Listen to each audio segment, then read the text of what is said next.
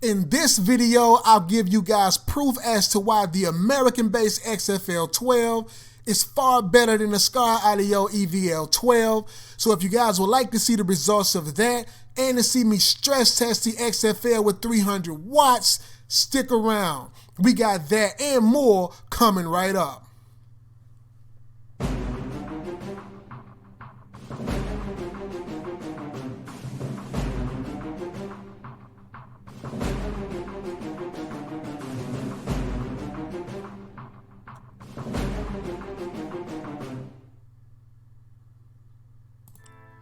For all the new guys, this is my 12-inch subwoofer leaderboard. It does consist of 3 different categories. You have the $100 category, the $150 category, and the $200 category. In the $200 category, subwoofers are what we're going to be discussing in this video. As you guys can see, the subwoofers in the $200 category are the Skar Audio EVL-12 and the American Bass XFL-12. Now, previously on this channel, we did do a comparisons of these two guys. They did go through a battle of 3 different categories. We did a free air open bench test, we did an in-house box bench test, and we also did a trunk test between these guys. You, the viewer here on this channel, selected that the EVL-12 was the winner of all 3 of those categories. However, many of you guys asked and wondered what was my personal thoughts on it. I never give my personal thoughts on these competitions. I'll allow you, the viewer, to be the one to decide. But since it was so many people requesting it, I did go out and I put together a spec sheet for you guys. I'm going to be judging these subwoofers in many different categories. Well, not many different categories, but as you guys can see, I'm going to be judging them fiscally as far as cost, the physical construction of them, the ease of installation of them, the method of cooling that they have, the basket, the motor, and the suspension values. After that, we're going to be moving forward with the stress test of the XFL. Of the XFL by American Bass. But for now, let's get off into this thing. The first category that you guys are gonna see actually consists of the cost per watt. The cost per watt of the subwoofer is really varies to what you, the viewer, think is an expensive subwoofer. To me, $200 is a pretty decent price for an entry-level sub. Well, not really an entry-level sub, but a mid-level sub. I wouldn't want to pay more than really $300 for a subwoofer. I don't think that there's a need to, but that's my personal opinion. Again, that's why I don't like giving my personal opinion, but you guys asked for it, so here it is. The EVL-12 costs $200. The XFL only costs $180, meaning that the EVL-12 was actually $20 more than the XFL, okay? So we move on to the RMS wattage. The EVL-12 boasts that it has a 1250 watt RMS rating. The XFL actually has a 1500 watt RMS rating. That means that the EVL-12 actually gives you 17% less power than the XFL. So to me, in that category, the EVL loses. When you're talking cost per wattage, because this is what it boils down to a lot of people that's on a budget, you really want something that can fit your budget and you want to get the best for your money. And in this case, with the EVL-12, the cost per watt is 16 cents, which is not bad by today's standards. But the XFL actually is giving you a 12 cent per watt cost. So what does that boil down to? The conclusion of that is that the EVL-12 is actually 25% more the cost of the XFL. You're talking about peak wattage. The EVL-12 only has 2,500 watts of peak power. The XFL-12 boasts a 3,000 watt of peak power, meaning that the EVL-12 once again comes in at 17% less power than the XFL. And when you're talking cost per watt, once again on the peak wattage, once again, it's 25% more the cost on the EVL on Skar's behalf. So what does this tell you? In a nutshell, that the EVL-12 is costing a bit more, but it's not giving you as much as its competitor, the XFL. So in my conclusion, this makes the EVL-12 not the better bargain, okay? Not the better value. I know some of you guys got other questions. We're gonna dig off into this a little bit more when we're talking about the physical characteristics of the subwoofer as well.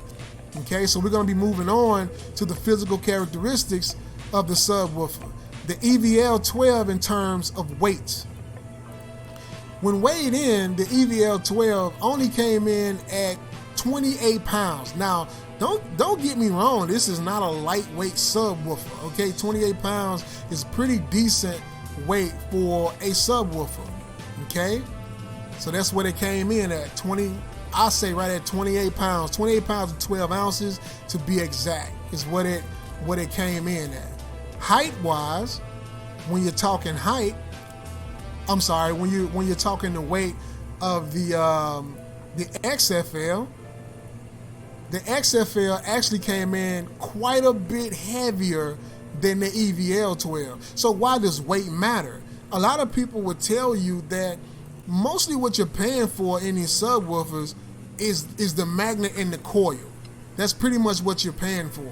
So when you see a weight difference such as this, and you're talking about this subwoofer that weighs 36 pounds, is $20 cheaper than the one that weighs 28 pounds, then you start to kind of like scratch your head and like, okay, why is that subwoofer $200? So this is around the $200 price range. So is Skar giving you, in the EVL, is it giving you the best bang for your buck at $200?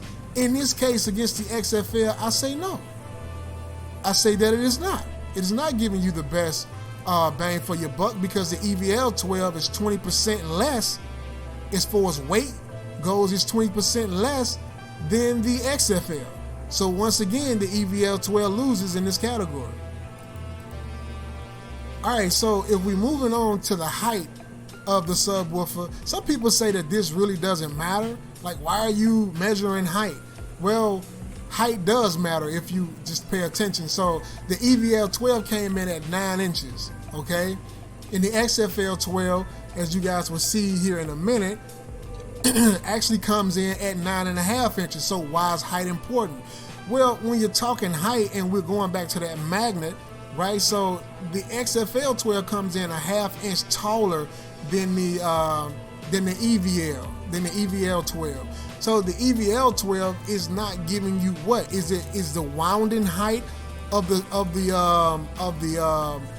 voice coil not the same as that of the XFL?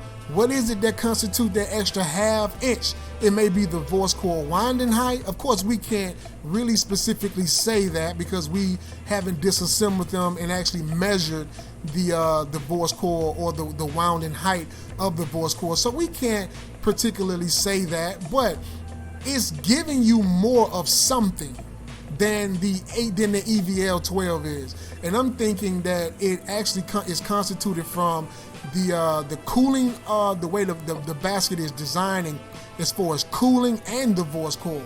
And the magnet structure is a lot more than the EVL-12 as well. But a little bit more on that a little bit later on. Right now, what we're going to be moving on to is the cone diameter. So why is the cone diameter such a big deal?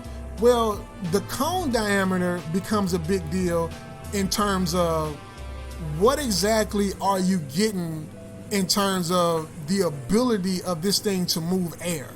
Okay, it's all about surface area. When you're talking about the ability to move air, you're talking about I'm not going to say it's all about surface area, because it's not, but it's very important that you have a lot of surface area.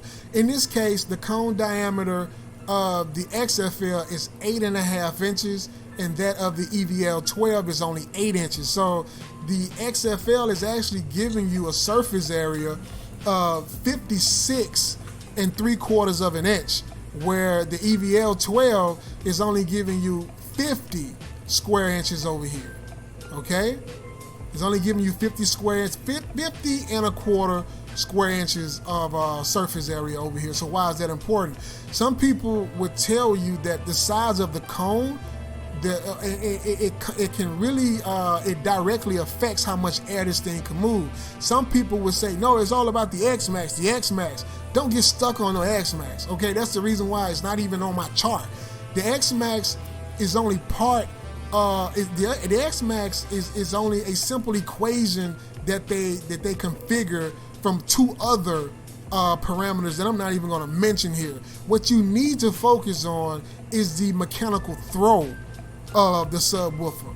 The peak to peak, the mechanical throw of the subwoofer, not the X-Max. The X-Max, you can have a subwoofer that tells you that the X-Max is only 4 millimeters or 10 millimeters, when in actuality that thing can have over 3 inches of mechanical throw peak to peak. So that's why you don't see X-Max on my chart right now. What you do see is surface area.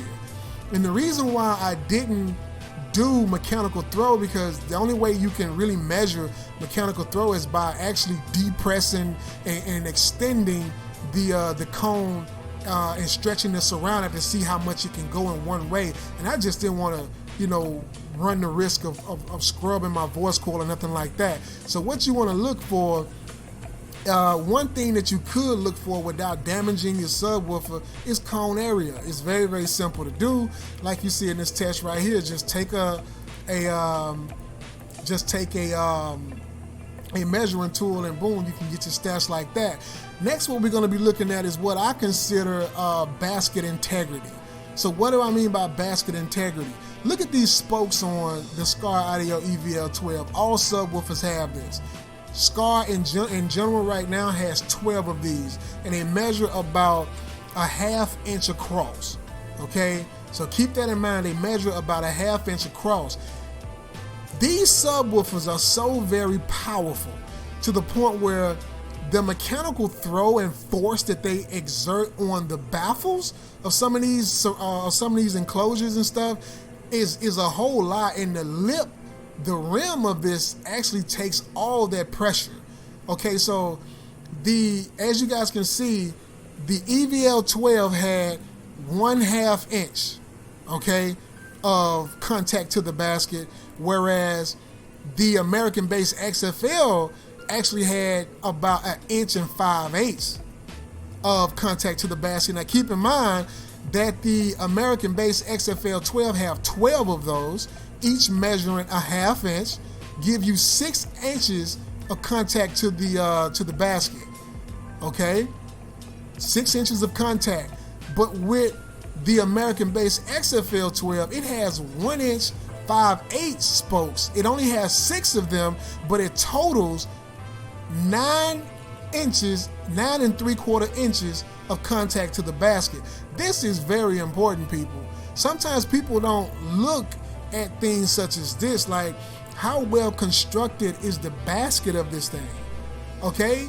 How much contact do the rim of it actually have with the rest of the subwoofer, because these subwoofers can get to 50 pounds, 100-pound subwoofers.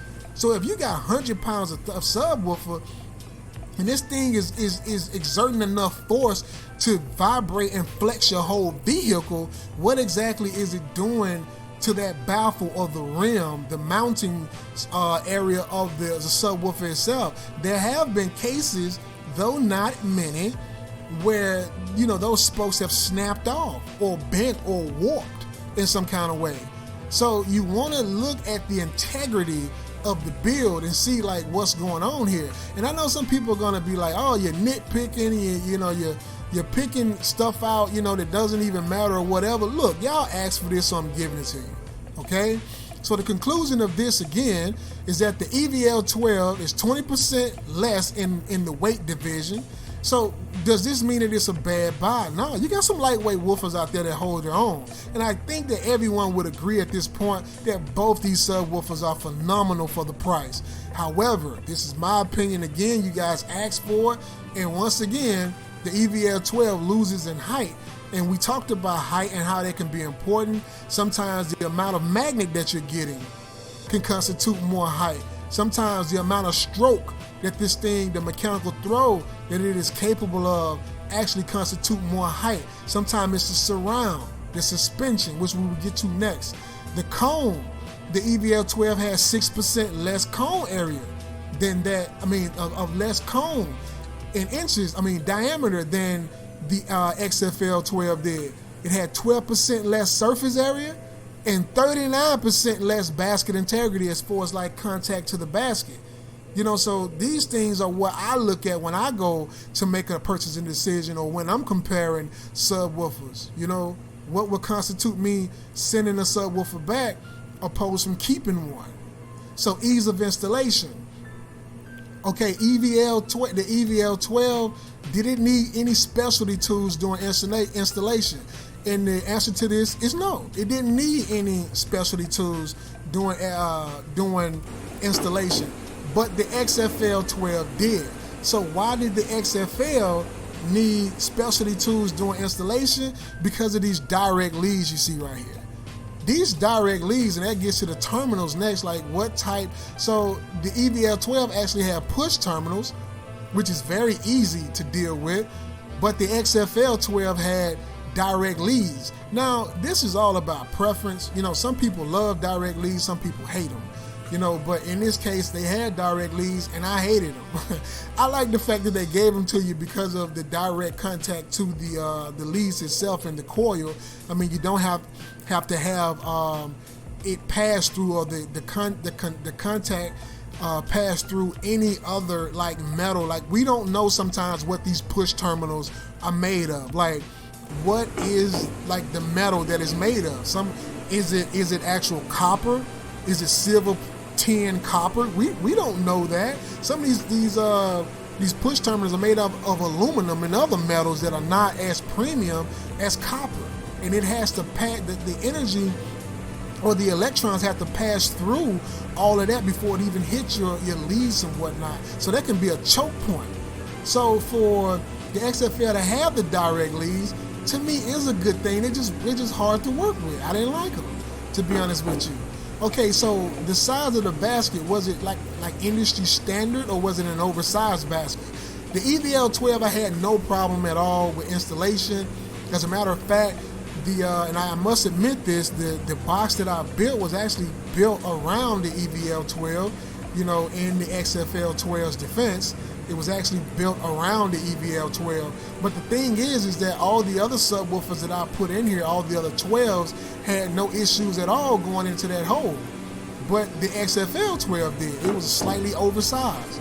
Now, some people can look at that and be like, oh, you're cheating, you shouldn't even put that in there. But hey, once again, this is my overview, and I put it in there. So excessive depth, I don't think that any of them was too tall or anything of that nature. Pretty standard for the height of these. Disassembly, did it need any disassembly? No, it did not need any disassembly. Like some subwoofers do need to be disassembled in some way in order to mount it in some way. So the conclusion of this is that with ease of installation, the XFL-12 is just difficult. You need specialty tools in order to deal with those direct leads, right? That makes it difficult, the fact that I need some special tool to even install this thing and get it connected. And once you solder all this stuff together, because the direct leads on the XFL-12 actually came with silver, with soldered tips on them. So they did do that much to make it more easier for you to connect it to a terminal or something like that, but still, it's very difficult. Oversized basket, difficult. So ease of installation, EVL-12 wins that hands down. All right, so let's move on to the cooling of these two guys. Now, with cooling of these two guys, I must say that this is something that I look at a lot, especially when any subwoofer that boasts that it can do over 1,000 watts. So you want this thing to stay cool at all times. So what basket design did they have? Both of them had open basket designs, which you can see on the screen now. The XFL-12 is very open, as is the EVL-12. They did a great job on that. Both of them the motor design was dual vented. So what do I mean by dual vented?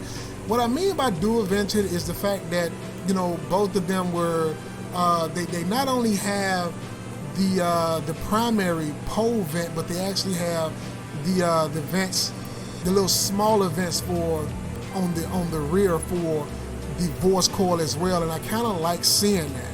So what I'm looking at right here, and there we go.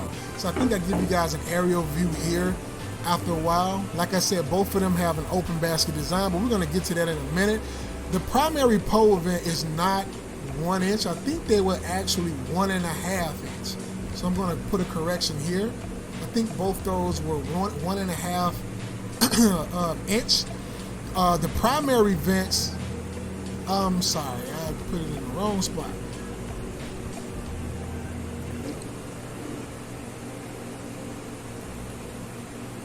So as you guys can see right now, you do have the fact that the primary vent in diameter was actually 1.5 inches, and these are the pole vents was 1.5.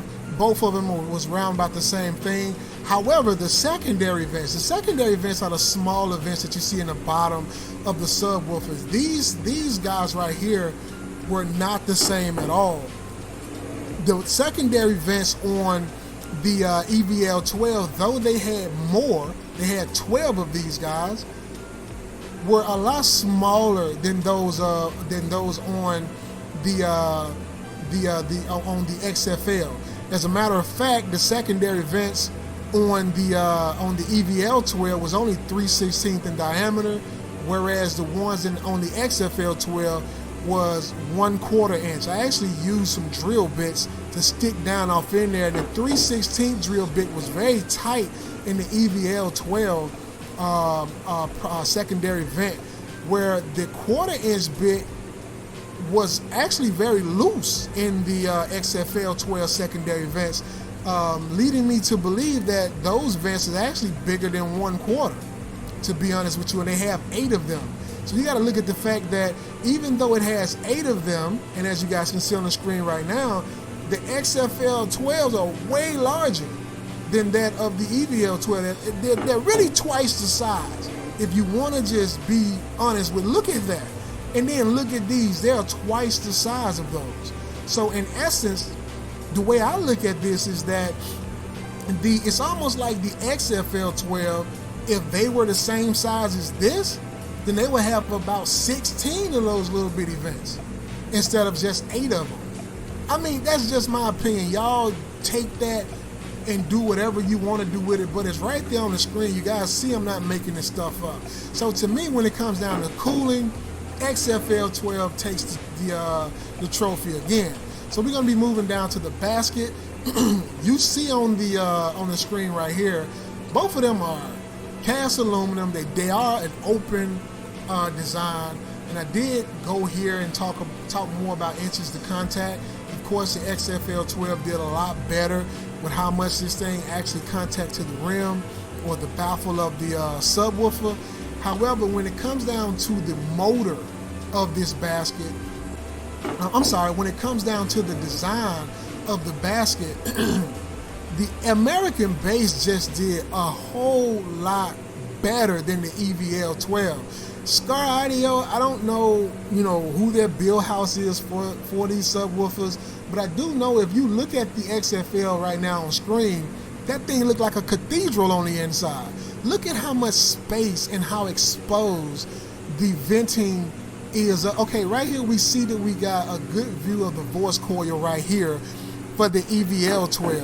And there's another look at those push terminals, which I believe are nickel plated in Skar's defense. They did a really good job on those push terminals. And I did take the boot off of them. Both of them did come with boot. Once again, it's a pressed paper cone. But right now I want to focus on the way that they incorporated venting for the basket itself. And you can see the voice coil in there. It's a black aluminum 3-inch voice coil. Very premium stuff that Skar put into this. And once again, neither of these subwoofers are bad design. But when you look at this, you would think that's pretty good. The venting that they did, the basket design is beautiful. But then when you come and put it beside the XFL, there's no competition. I mean, like I said, it looks like a cathedral. Something you see in England somewhere. You know, it's a very beautiful design, and it just makes the Skar looks cheap.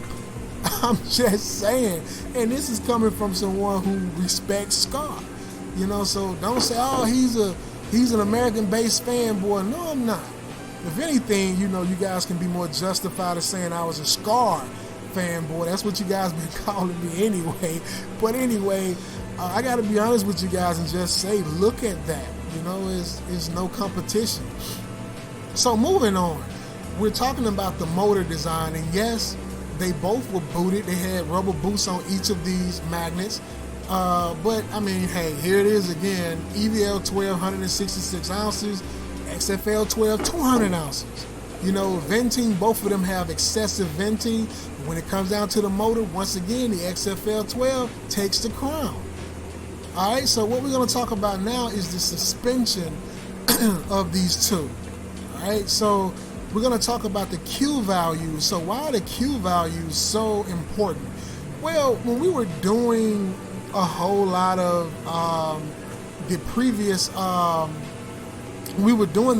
competitions between these two, a lot of people seen that out of the box, the Skar Audio EVL-12 was way more a performer, was a far better performer than that of the XFL-12. And a lot of people did comment in the comment sections that, hey, you know, it's because of the stiffer suspension of the XFL that it doesn't look as good on camera. And guess what? I have to agree with that, because if you look at the suspension of the subwoofer right here, we're going to focus on these Q values. And for all the guys at home who don't know what these Q values actually stand for, QMS is pretty much talking about the mechanical. The M is really talking about the mechanical suspension of the subwoofer. So what do I mean by that?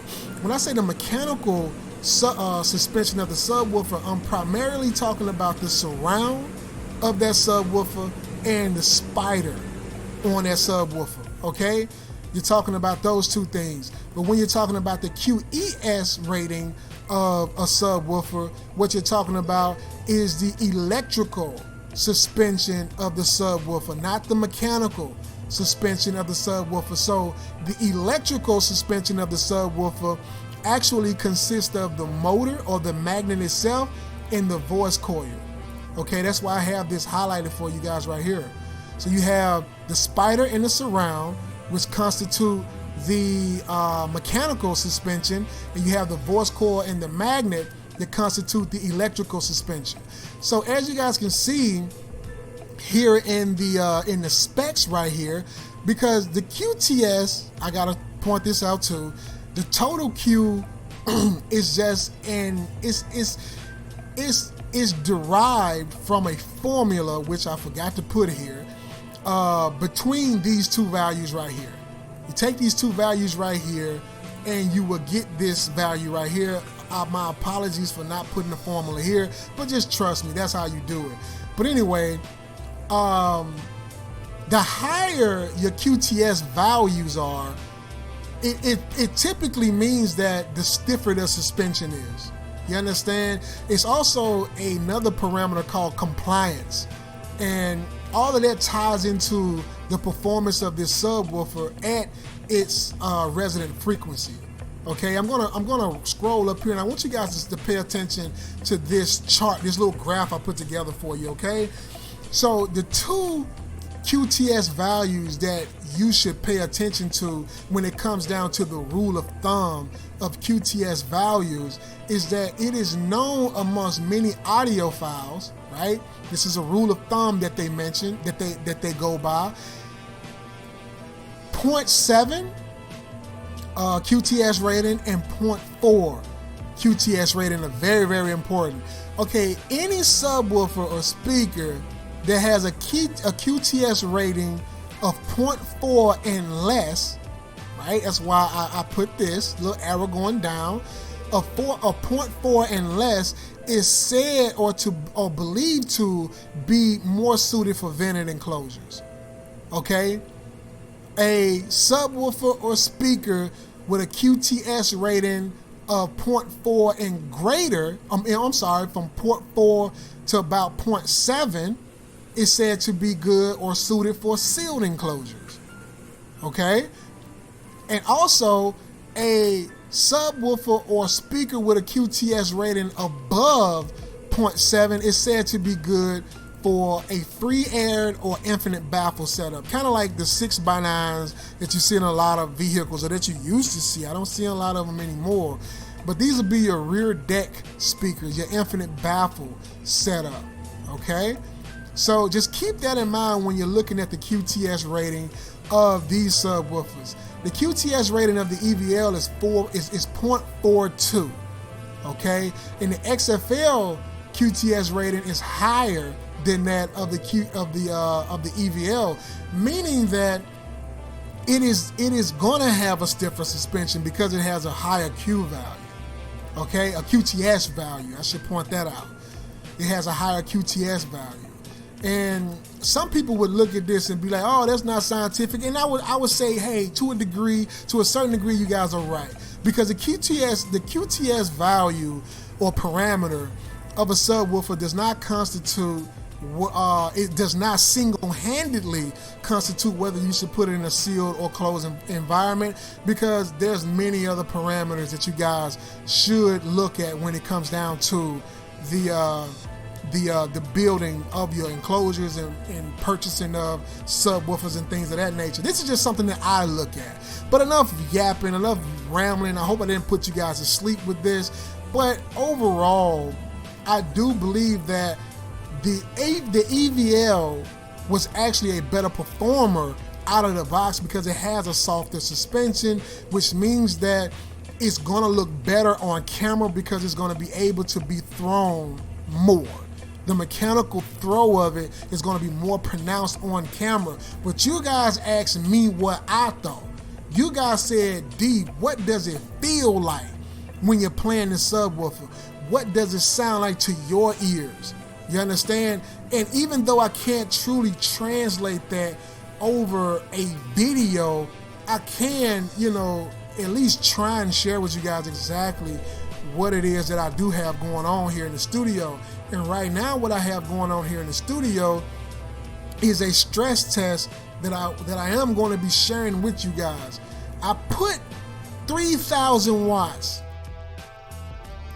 Bear with me. I put 3,000 watts on the XFL, and I wanted to see what it sounded like, what it performed like. And guys, this subwoofer is freaking amazing. I must say that. Right after I say, hey, for all the new guys, if you are here for the first time and you like DIY builds, comparisons, and competitions, please consider clicking the subscribe button so you don't miss a thing. I got to get that out of the way because a lot of you guys are not subscribed. You are not subscribed, and it's all right. I'm not crying about it, but I've been told to remind you guys every now and again. But enough of that. Let's get to the demo. Once again, this is the American Bass XFL-12 on 3,000 watts of clean power, and this is what it looks like.